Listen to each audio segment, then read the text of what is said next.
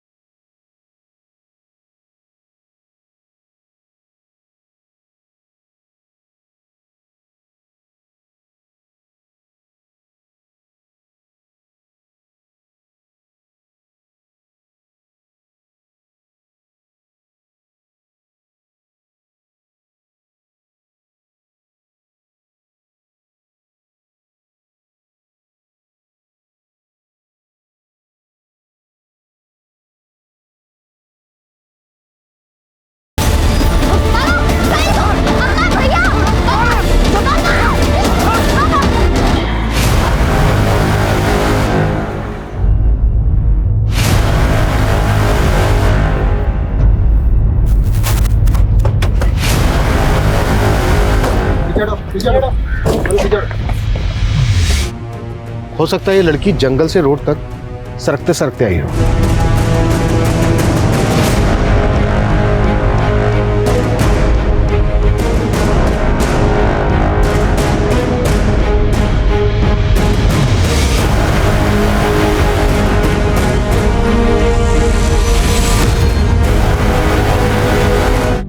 उधर शराब की बोतलें और खाना देखकर लगता है किसी शराबी जुआरी ने इस घटना को अंजाम दिया है। लेकिन कोई रैंडम ऑफेंडर लड़की के हाथ में बांध के ऐसे क्यों छोड़ेगा? फिर भी इस तरह के सभी लोगों को राउंड अप करो और लड़की की पहचान पता करने की कोशिश करो।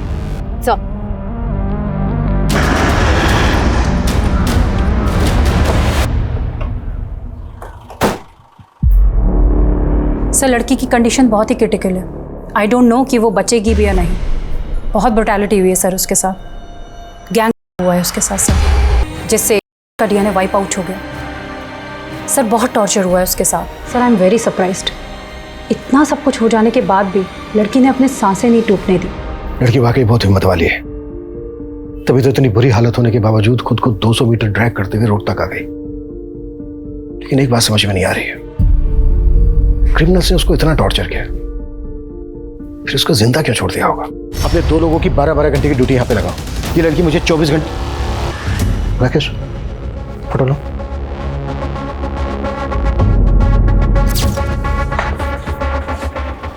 ये जो टैटू है, इसमें किसी साउथ इंडियन लैंग्वेज में शायद ये कोई शब्द है, मे भी किसी का नाम हो। देखो, किसी मिसिंग कंप्लेन में इस तरह के टैटू का जिक्र है क्या? क्रिमिनल्स तक पहुंचने के लिए हमें इस लड़की की पहचान पता करना बहुत जरूरी है। पापा का सपना था कि तो स्कूल की कबड्डी टीम में चुनी जाए, लेकिन अब हाल ये है कि स्कूल का फीस नहीं भरा तो स्कूल से नाम कट जाएगा। भैया, क्यों ना हम पढ़ाई के साथ साथ कोई और काम ढूंढ ले? बाबा का सपना भी तो पूरा करना है। हम दोनों मिलकर माँ का हाथ बटाएंगे।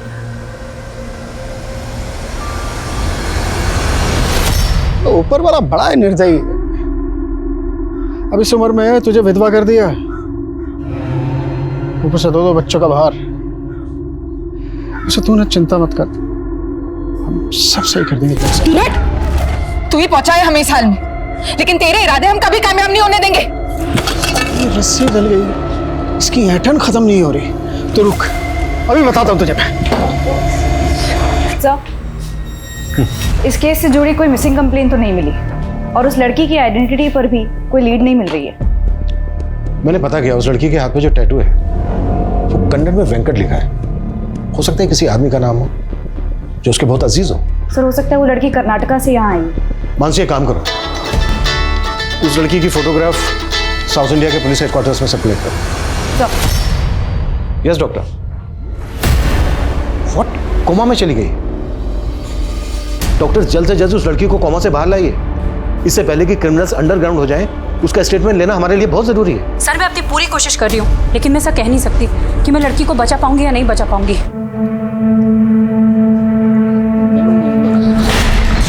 रिया, ये क्या किया तूने? कहा था ना तुझे अपनी बेटी को काम पर मत लेके आना। अब इस नुकसान की भरपाई कौन करेगा? हाँ बेटा, तू थोड़ा ध्यान रखा कर। ऐसी गलती होगी तो कौन काम पे रखेगा बता। एक काम भी छूट गया ना तो घर चलाना मुश्किल हो जाएगा। समझ नहीं आ रहा कि तुझे घर पर कैसे अकेले छोड़ के जाऊं। मम्मी, मैं अकेली रह लूंगी, अब मैं बड़ी हो गई हूँ। तुम नहीं जानती कि दुनिया कितनी खराब है। मुझे आज भी याद है कि मैंने कितना सहा जब मैं छोटी थी। उठो बेटा, कुछ खा लो। आ जाओ, उठो बेटा, उठो। मुझे नहीं खाना, मुझे मम्मी के पास जाना है। रिया, ऐसे रोते नहीं है।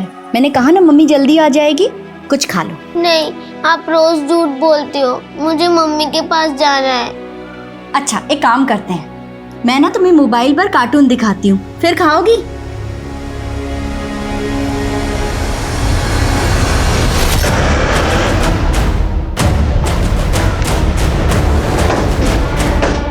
सर, मैं नंदा, मैंने ही आपको फ़ोन किया था।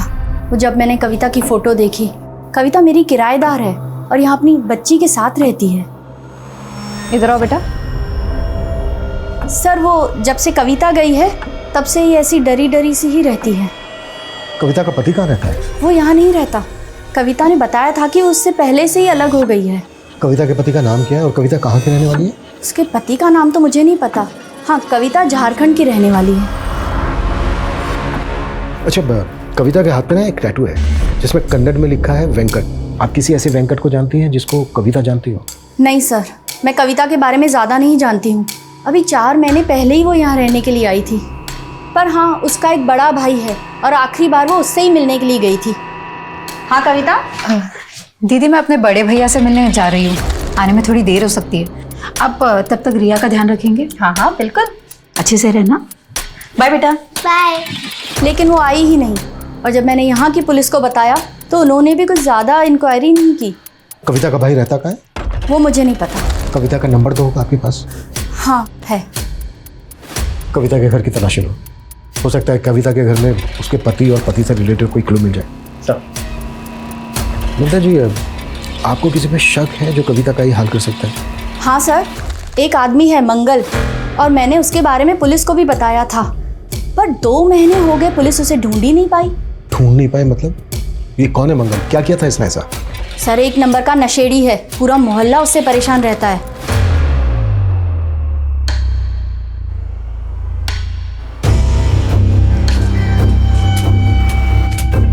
बेटा, आप अकेले खेल रही हो? तुम दोनों को अभी अंदर करवाती हूँ। ठीक हो तो? लोकल पुलिस से कांटेक्ट करो, पता करो ये मंगल कौन है, इसकी पूरी हिस्ट्री निकालो।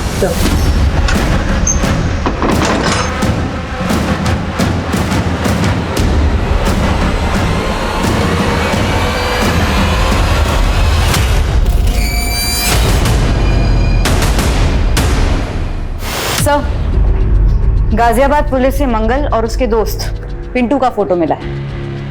कविता के गायब होने पर नंदा ने इन्हीं दोनों पर आरोप लगाया था। मंगल,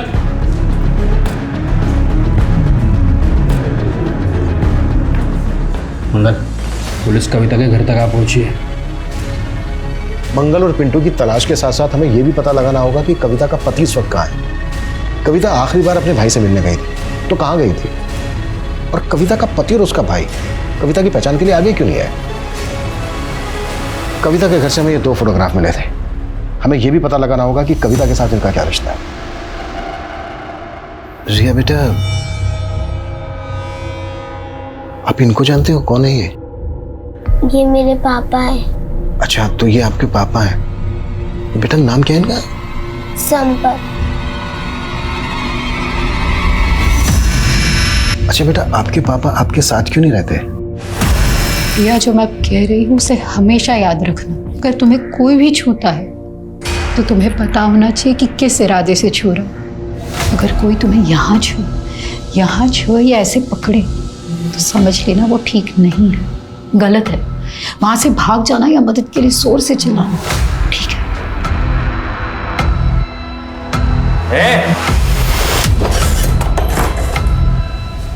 ये क्या ज्ञान दे रही है तू इसको? रिया तुम अंदर जाओ। मैं तो रिया को अच्छा ही ज्ञान दे रही हूँ, लेकिन आप क्या सिखा रहे हो रिया को? शराब पीकर घर आते हो, बीवी के रहते हुए पराई लड़कियों पे आंखें काटते हो। रिया पे क्या असर पड़ रहा है, कभी सोचा है आपने? चुप कर। तुझे अगर मेरे से इतनी दिक्कत हो रही है ना तो छोड़ के चली जा। क्यों पड़ी है हमें? हाँ, जल्दी चली जाऊंगी। वैसे भी ऐसे माहौल में मैं अपनी बेटी को नहीं पालना चाहती। जबान लड़ाती है। अच्छा बेटा, जब आप अपने पापा के साथ रहती थी तो कहाँ पर रहती थी? वो भगवती नगर। भगवती नगर में बेटा कहाँ पर? आपको पता मालूम है?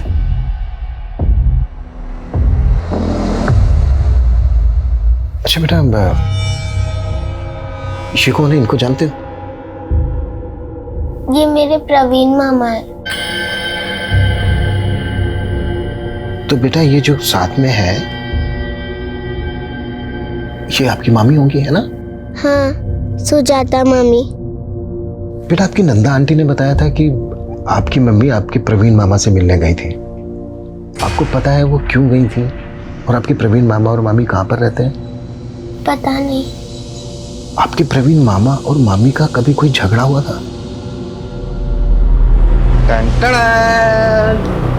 चॉकलेट? नहीं, ये ऐसे नहीं मिलेगी। पहले मामा को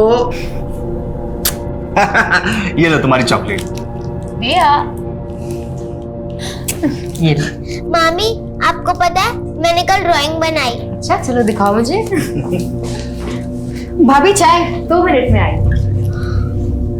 अरे कविता, तुमने रिया का एडमिशन कराया ना स्कूल में? वो भैया दाखिले से पहले बच्चे के माँ बाप का भी इंटरव्यू लेते हैं। इसके लिए हमें अंग्रेजी सीखनी पड़ेगी। बस कैसे भी करके उसका वहाँ दाखिला हो जाए। भैया वहाँ स्पोर्ट्स भी है। अच्छा।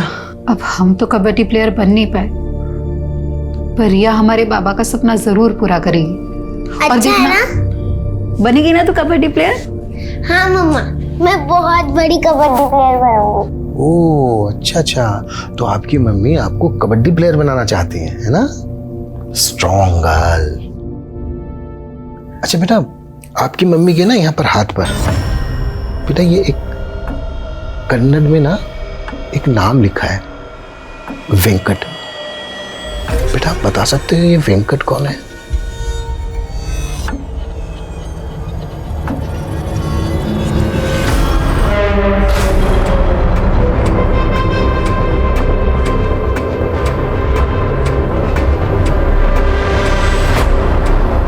जी नमस्ते साहब, हम आपका जुगाड़ सेट कर दिए साहब, रात को पहुंच जाएगा आपके पास।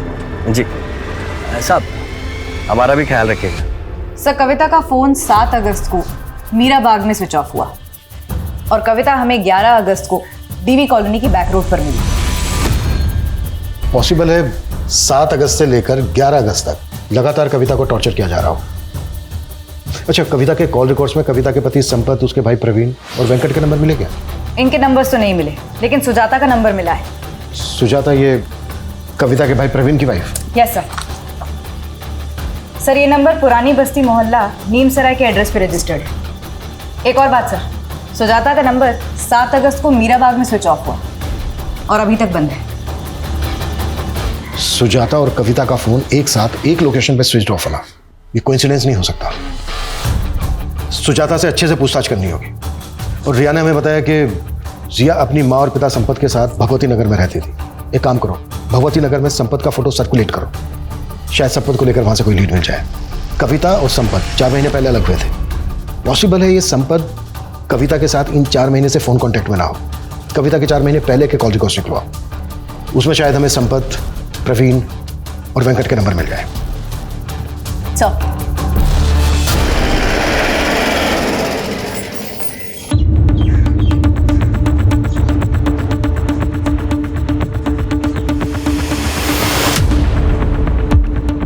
यहाँ तो अक्सर ताला ही लगा रहता है।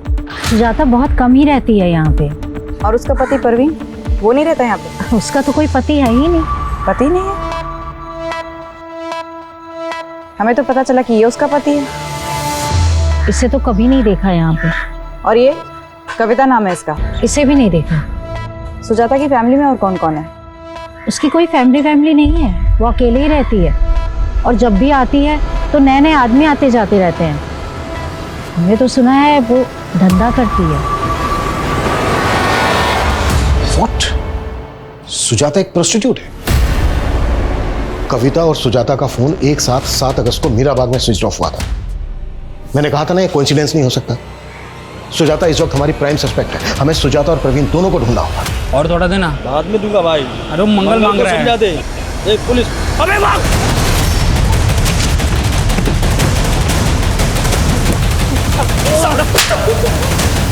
ये बोल, कविता के साथ क्या क्या किया तूने और मंगल ने?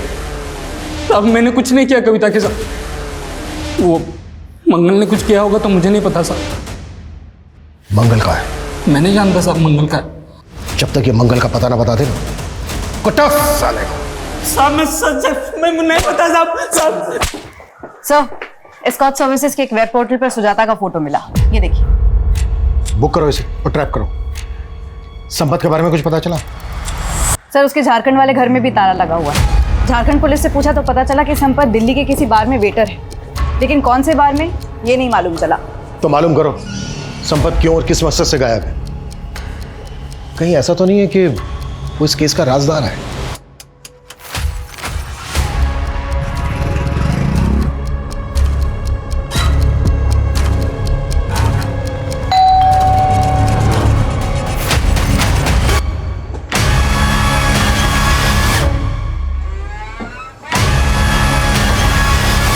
चलें।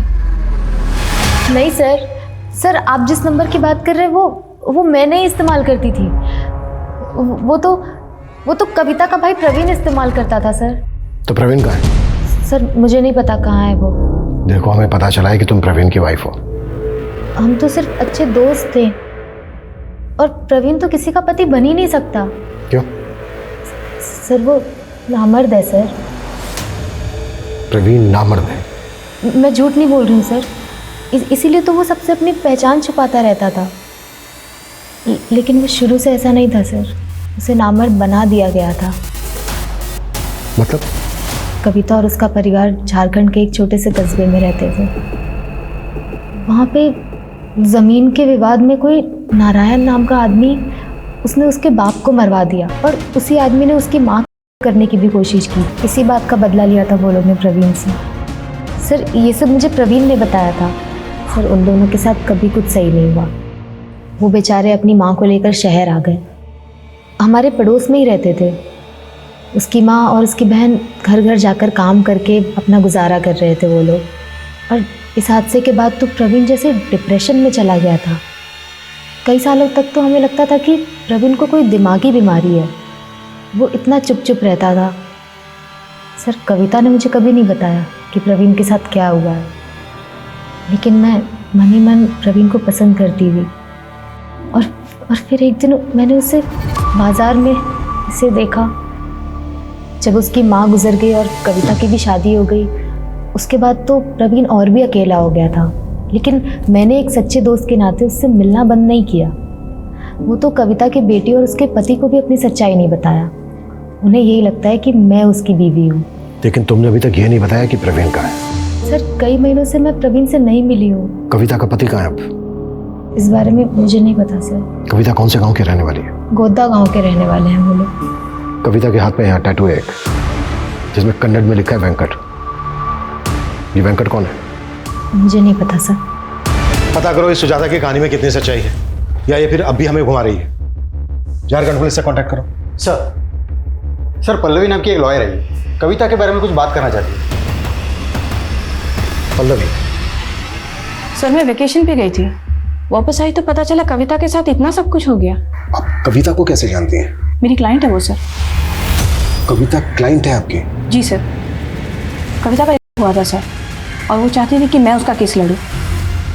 किसने किया था? रामबाग पुलिस स्टेशन के कांस्टेबल मुकेश ने सर। कविता उसके घर पे काम करती थी और इसी ने कविता का रेप किया सर। एक पुलिस कांस्टेबल ने कविता किया था? जी हाँ सर, और उसके पति ने भी उस बेचारी का साथ नहीं दिया सर। ये आंसू बहा के मत दिखा। हाँ, क्या भरोसा, तू खुद सोई हो उसके साथ जाकर, और जब मन भर गया और लगा कि मुझे तेरे इस रिश्ते के बारे में पता चल जाएगा तो नाटक कर रही है। कैसे आदमी आप, मेरे साथ इतना सब गलत हुआ और मुझ पे ही लाछन लगा रहे। तो तेरी क्या आरती उतारूं मैं? चुप करके बैठ जा। और है ना, तू जानती है ना वो कितना पावरफुल आदमी है, कुछ नहीं कर सकती तू उसका। मैं चुप नहीं रहने वाली, चाहे आप मेरा साथ दे या ना दे, मैं इंसाफ लेके रहूंगी। तुम्हारा हुआ 16 फ़रवरी को, तुम पुलिस स्टेशन पहुंची 18 फरवरी को। 2 दिन क्यों चुप रही कविता? मैं बहुत डर गई थी मैडम, मुझे लगा कि मेरे पति मेरे साथ थाने चलेंगे, लेकिन मैं उस कांस्टेबल के बड़े साहब से भी थाने जाके मिली, लेकिन वो बोले कि मेरे मेडिकल रिपोर्ट वाली कहा कि मेरा भी नहीं हुआ। तुम्हारा होने के 2 दिन बाद तुम्हारा मेडिकल हुआ था ना, तो इसीलिए शायद मेडिकल रिपोर्ट में कंफर्म नहीं हुआ होगा। और तुम आई भी तो मेरे पास होने के 1 महीने बाद। तो क्या आप भी मेरी मदद नहीं करेंगे? उसकी आंखों में सच्चाई थी सर। ये केस मेरे लिए भी काफी मुश्किल था, पर मैंने तय कर लिया था कि मैं कविता का केस लड़ूंगी। आप जो ये कह रही हैं, आपके पास कोई एविडेंस है? इससे बड़ा क्या सबूत होगा सर? जब से मैंने कविता का केस लिया मुझे धमकियां मिल रही हैं।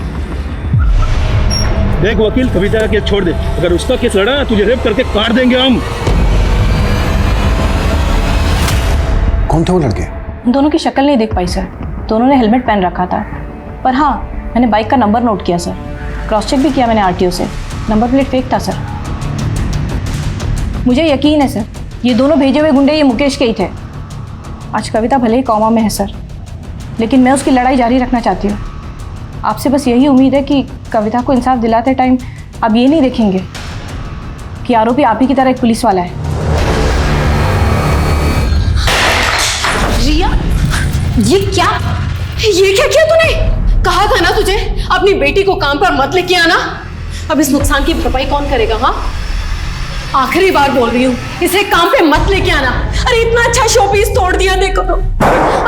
बच्चे क्यों डांट रही हो तुम? है छोटी सी चीज तो तोड़ी है।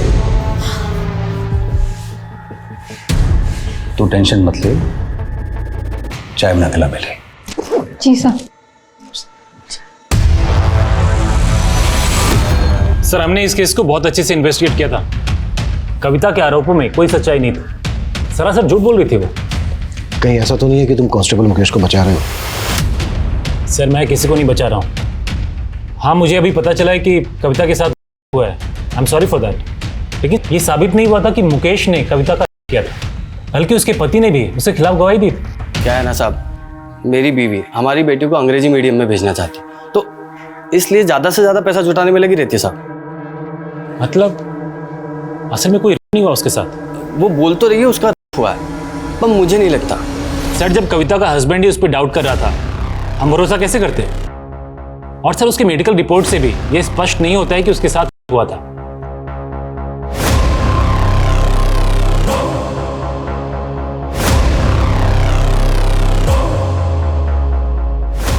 नहीं सर, ऐसा नहीं है जैसा आप कह रहे हैं। सर दरअसल क्या है कि कविता की बेटी ने हमारे घर में एक कीमती सामान तोड़ दिया। मेरी बीवी उदिता ने उसकी बेटी को डांट दिया। बस सर इसी खुंदक में उसने मुझे बदनाम करने की कोशिश की। लेकिन उसके पति ने तो स्टेटमेंट दिया है कि वो ये सब करके तुमसे पैसा वसूल करना चाहती थी। कहीं ऐसा तो नहीं है कि वो स्टेटमेंट देने के लिए तुमने उसके पति को खरीद लिया था? सर मैंने ऐसा ना तो किया है और ना ही मेरे खिलाफ कोई ऐसा आरोप साबित हुआ है। इनफैक्ट मैं तो छुट्टी लेके चला गया था, जब ये इन्वेस्टिगेशन शुरू हुई थी, ताकि इन्वेस्टिगेशन अच्छे तरीके से हो जाए। और फाइनली सच्चाई निकल कर आई सबके सामने और मुझे मेरी वर्दी वापस मिल गई। पर उसने कसम खाई थी तुम्हारी वर्दी उतरवाने की। वो अब भी कोर्ट में जाना चाहती थी तुम्हारे खिलाफ। कहीं ऐसा तो नहीं है कि इसी डर की वजह से तुमने? सर मैं अभी भी रेडी हूँ, आप जो इन्वेस्टिगेशन करना चाहते हैं कर लीजिए, और अगर कोई भी चीज़ मेरे खिलाफ आती है तो मैं सजा पाने के लिए भी तैयार हूँ। जिस कॉन्फिडेंस के साथ कांस्टेबल मुकेश बात कर रहा था, उससे तो यही लग रहा है कि उसने फुल प्रूफ प्लान बनाया होगा। आई एम श्योर इसने कविता के हस्बैंड को भी खरीद दिया होगा। सर हो तो ये भी सकता है कि कांस्टेबल मुकेश ने मंगल की रंजिश का फायदा उठाकर ये कांड करने के लिए उसका इस्तेमाल किया। सर कविता का फोन मीराबाग में ही बंद हुआ था, और सर उसी दौरान वहाँ की पुलिस को एक किन्नर की लाश मिली थी। सर इसका फोटो है, लेकिन सर इस लाश का चेहरा कविता के भाई प्रवीण से हूबहू मिलता है, और सर प्रवीण भी तो किन्नर ही था। इसका मतलब सिर्फ कविता ही नहीं, बल्कि कविता का भाई प्रवीण भी क्रिमिनल्स के टारगेट पे था। जी सर, सुजाता ने हमें जो इन्फॉर्मेशन दी थी वो भी सही थी सर। 12 साल पहले कविता के पिता सुबोध की हत्या हुई थी, जिसका प्राइम सस्पेक्ट नारायण ही था, लेकिन सर पुलिस को नारायण के खिलाफ कोई सबूत नहीं मिला था। पर क्या 12 साल पुराने उस हादसे का इस केस से कोई कनेक्शन हो सकता है? 7 अगस्त को कविता को अपनी किस पार्टी के पास भेजा था तूने, जिसने उसका यह हाल किया? साहब मैं मानता हूँ मैं गलत आदमी, ये लड़कियों का धंधा करता हूँ, पर साहब मैंने कविता के साथ कुछ भी गलत नहीं किया। कांस्टेबल मुकेश से कितने पैसे लिए तूने?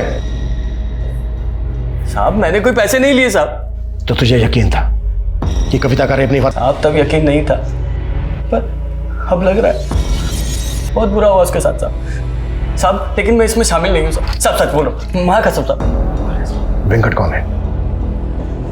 वेंकट? हाँ वेंकट, कविता के हाथ पे कन्नड़ में लिखा है वेंकट। कौन है ये? हाँ साहब, वो कविता के कलाई पे साउथ इंडिया भाषा में कुछ लिखा तो था, पर साहब मुझे नहीं पता वो वेंकट लिखा था साहब। साहब वो बोली थी वो शादी के पहले का लिखा था, उसकी माँ के साथ कर्नाटका गई थी तो मंदिर के बाहर गुदवाया था। ये मंगल तेरे रैकेट का हिस्सा है ना? मैं नहीं जानता साहब किसी मंगल को।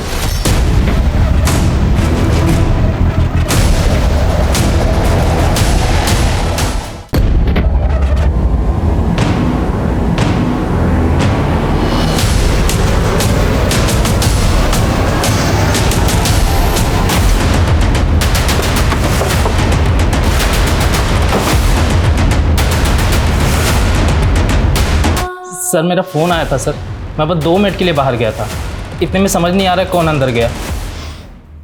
तुम्हारे इस फोन और 2 मिनट के चक्कर में एक इंसान की जान चली गई। सीसीटीवी फुटेज निकलो। साहब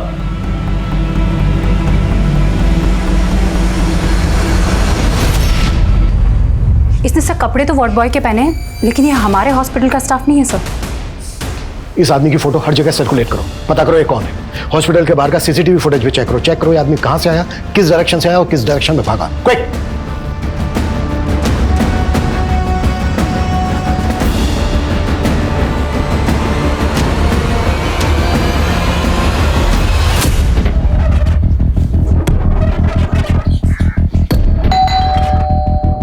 सर फोन ट्रेस हो गया है, इसकी लोकेशन।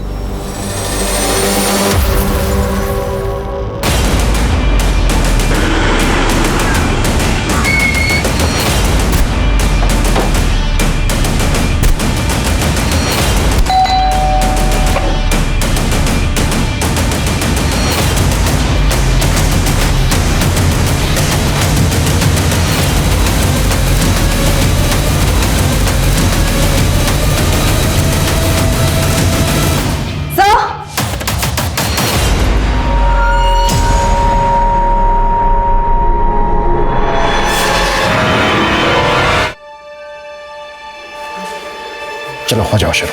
बताता हूँ सर, बताता हूँ सर।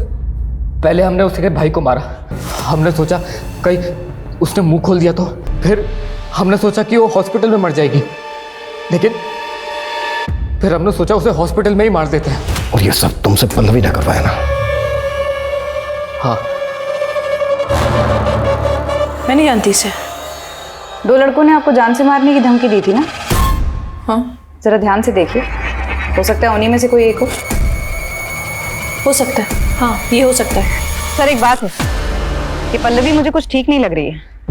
एक काम करो, उसका फोन सर्विलेंस पे डाल दो। हेलो। पुलिस तुम्हारे ड्राइवर का फोटो घुमा के ढूंढ रही है। ज़्यादा देर जिंदा नहीं रहना चाहिए वो। मार के गायब करो उसे। तुम इतनी भी चालाक नहीं हो कि हमें घुमा सको। क्यों क्या ऐसा? मैंने ये कविता केस ये सोच कर लिया था कि अगर मैं ये पुलिस कांस्टेबल मुकेश को सज़ा दिला देती हूँ तो बहुत जल्दी पॉपुलर हो जाऊंगी। लेकिन जैसे जैसे मैंने इसका केस स्टडी किया तो पता चला कविता को बेकसूर साबित करने के लिए इस केस में तो कुछ है ही नहीं, न गवाह ना सबूत। सोचा लैक ऑफ एविडेंस के चलते अगर मैं ये केस हार गई तो करियर बर्बाद हो जाता मेरा। इसीलिए मैं उस कविता को टालने लग गई थी। मैडम, आप इतने दिन से बोल रही है कि कोर्ट में अर्जी फाइल करेंगे, लेकिन अभी तक कुछ किया नहीं। हाँ तो टाइम लगता है ना कविता। लेकिन मुझे अभी आप पे भरोसा नहीं है। मैंने जो आपको फीस के पैसे दिए तो वो आप वापस कर दीजिए। तेवर ना जाके किसी और को दिखाना। जा, नहीं करते तेरे पैसे वापस। निकल चल। मुझे मालूम था आप यही बोलेंगे, इसलिए मैंने आपका वीडियो निकाला। ये देखिए, आप देखना कि मैं क्या करती हूँ। मैंने तो उसे यही जताया कि मैं उससे डर गई हूँ। उसे बोला अपने सारे पैसे आके लेके जा। लेकिन काम वाली बाई मेरे चेम्बर में घुस के मुझे आंखें दिखा रही थी। मुझसे बर्दाश्त नहीं हुआ। मैंने उसे मीरा बाग बुलाया और बोला आके अपने पैसे लेके जा। फिर मैंने अपने बॉयफ्रेंड गुलशन को भेजा। उसने उसे वहीं से उठाया और एक वकील के पेशे को बदनाम किया है तुमने, और तुम्हें इसके लिए जरा भी पछतावा नहीं है।